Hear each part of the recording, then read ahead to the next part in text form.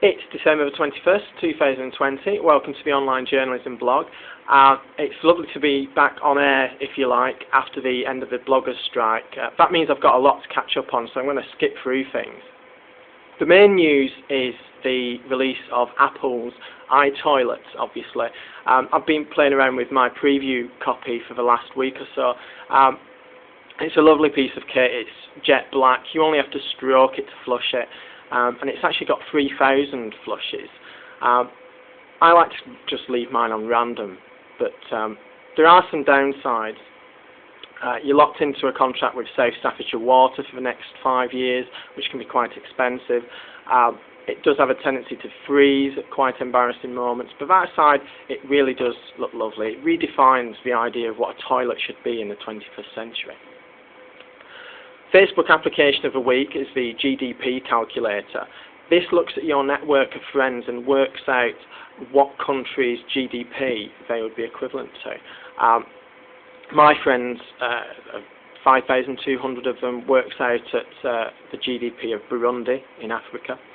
Shane Richmond's friends actually is the equivalent of the GDP of the city-state of Brussels.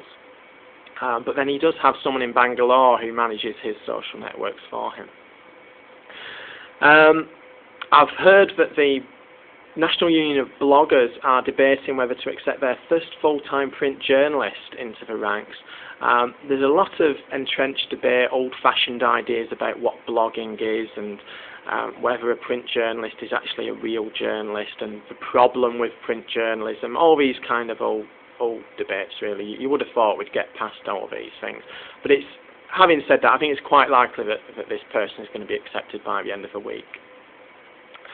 A friend of mine, Matt Hill, who's a producer on the .com Nostalgia channel, he's just finished a documentary on the rise and fall of Google, which is worth checking out. But he's talking about a new generation of graduates coming into his company who have only ever known the mobile web.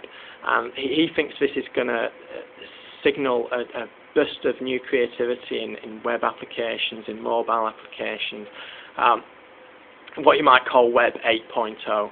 But I think some people might start to get scared for their jobs as this generation comes up with new skills and new ways of looking at things.